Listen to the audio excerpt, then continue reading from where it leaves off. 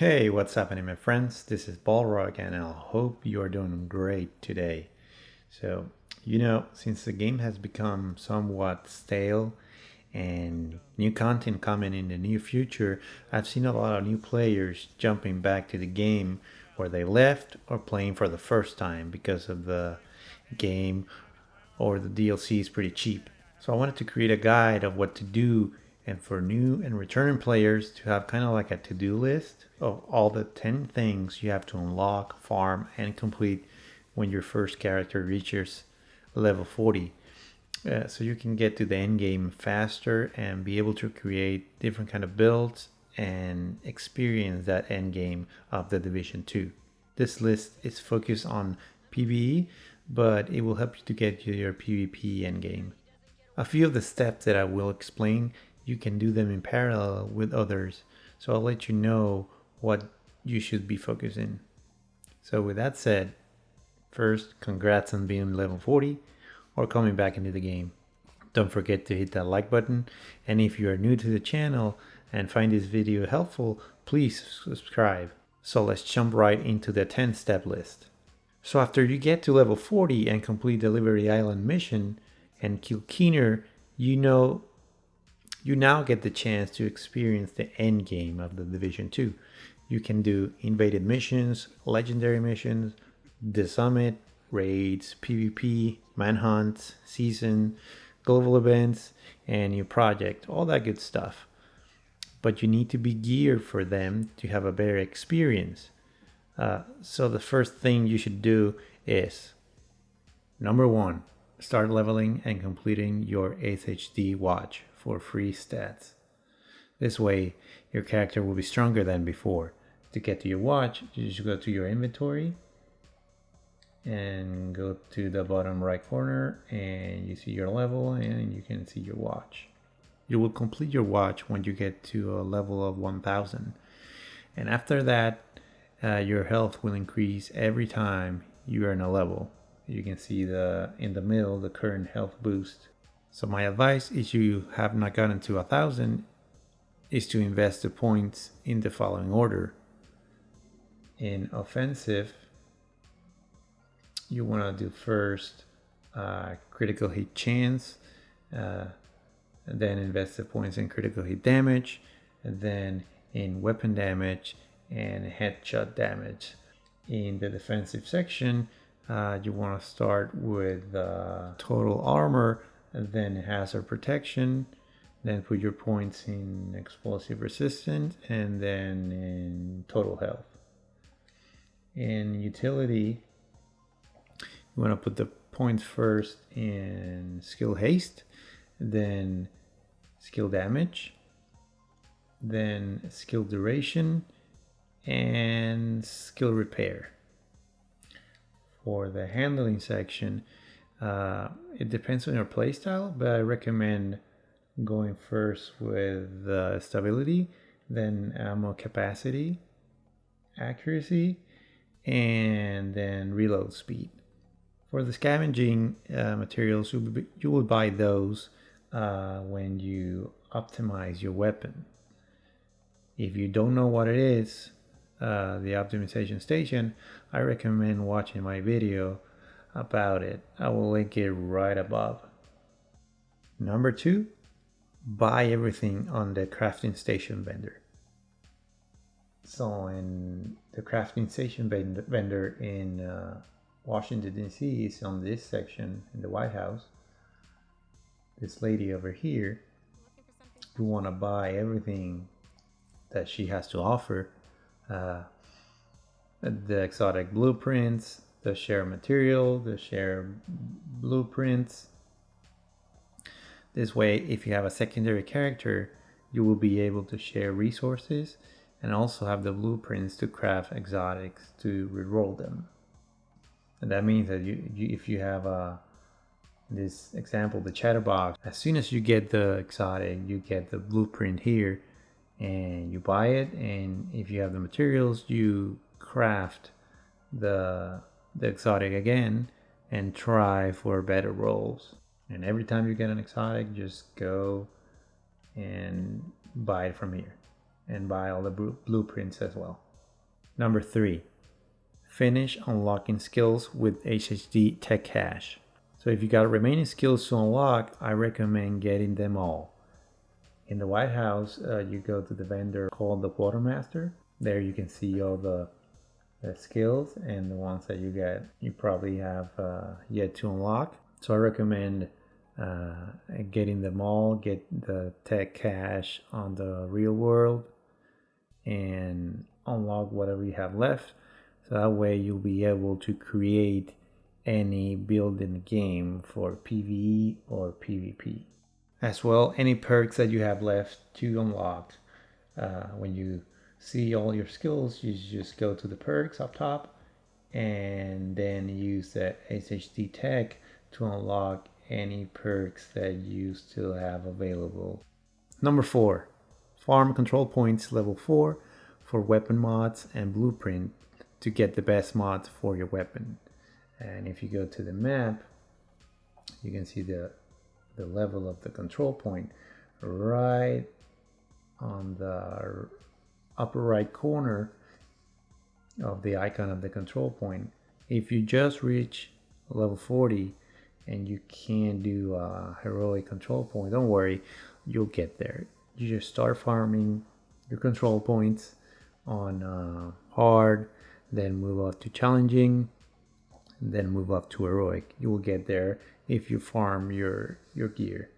The control point is a good way to get gear, and as you can see in the left side, you can get XP, crafting materials, and field recon data for your optimization station. That's one of the materials needed.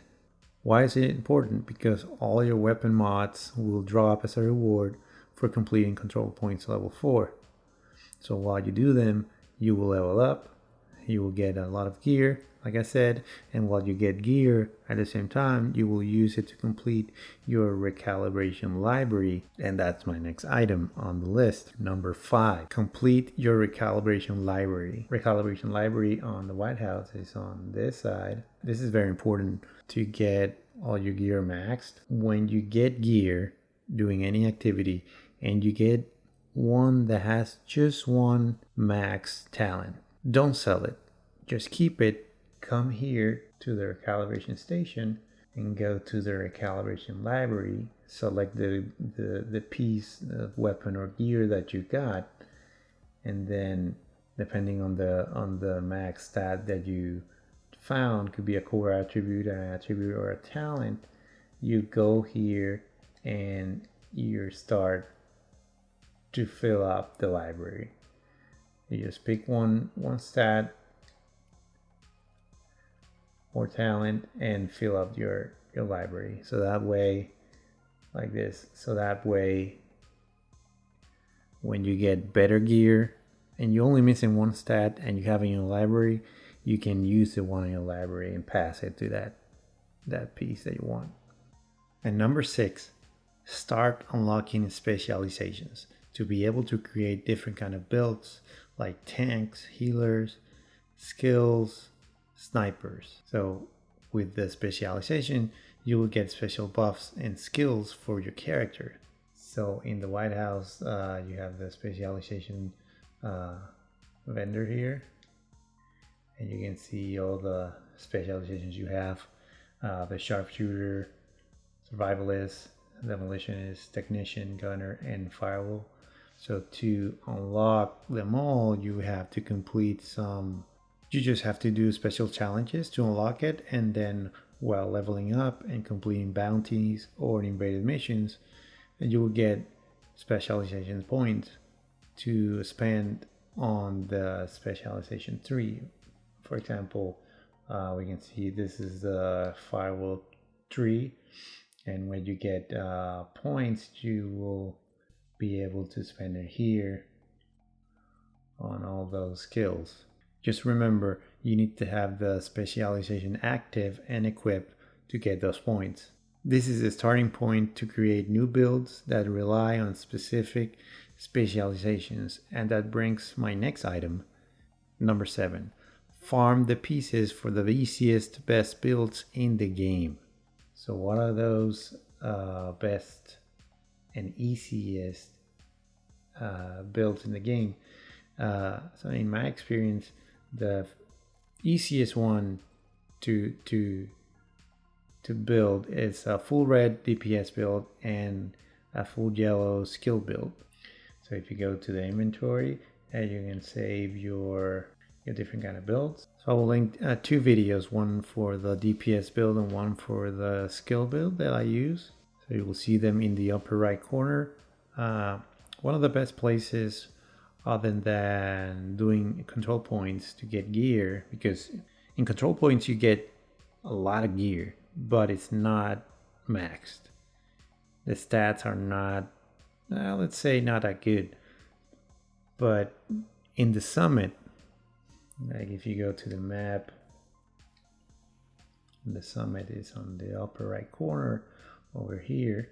You can use the target loot option to select what type of gear or weapon you want to get dropped.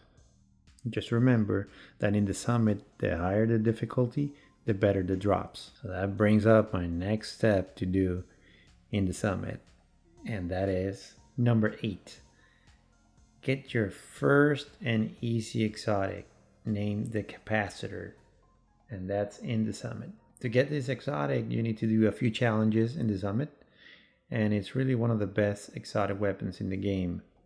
And the good thing is that you don't need to get a lucky drop to get it. Just do the challenges in the summit and it's all yours. I'm gonna post up above a video how to get the exotic really fast, and that's the way I did it. And you select the challenges. You have tactical and ascent challenges, and right on the left side, although I'm not seeing it because I already got it on my other character, but on the challenge reward number 5, you will get the Capacitor. You just need to have to complete 5 challenges in one ascent. Any challenges will do, you just have to do 5. So you just go to tactical and ascent, and you can only have 1 challenge active per section, so 1 tactical and 1 ascent active. So you just select the one that you want. Let's see, we want Crown Controller, we select it. On ascent we want Directive Dabbler, we select it, and then we just play the summit and we complete the challenges that we have active, and then we move to another set of challenges until we have completed all the 5s. So the Capacitor, I think I got it here. This one is the Capacitor. So this weapon is good with a skill build, like a turret drone build, the one I mentioned earlier. It was easy to set up. If you want more exotics, so what you need to do, you need to do number 9, get materials to do weekly project to get 1 exotic per week. So if you go to your projects menu, you will see this one called weekly legendary. No, that's not it, not the legendary. This one, weekly HHD requisition. So you need to farm some materials, and could be, and they're random every week. So it could be components, food, water, receiver components, fabric, steel, carbon fiber. So every week you donate that quantity and you'll get those rewards. XP, a name item, a blueprint, that's very important if you're starting, specialization points, and your exotic cash for a chance to get new exotics. And finally, number 10, do all secondary missions to get weapon mods and blueprints as well. So this one, it's important as well. So you go to your map and look for that kind of icon for your secondary missions. You don't see it here because I got all the rewards, but in all the side missions that you have left, you will get in Washington and in New York, you will get blueprints and some skins and whatnot, but you should do them to get to complete all your weapon mods and blueprints that are important. And like I said before, you can do some of these items in parallel. You can play your secondary missions, farm control points, play summit, or do the specialization challenges, and at the same time collect specialization points, new gear for your easy DPS or skill builds, get gear to be used on the Recalibration library, getting the Capacitor, getting materials, and leveling up to complete your HHD watch. There's no particular order on these steps, but the important thing is that you do them at the same time to be more effective. Also, when you feel comfortable, start playing in challenging. If you see you are melting enemies and burning fast through your content, then it's time to jump to heroic.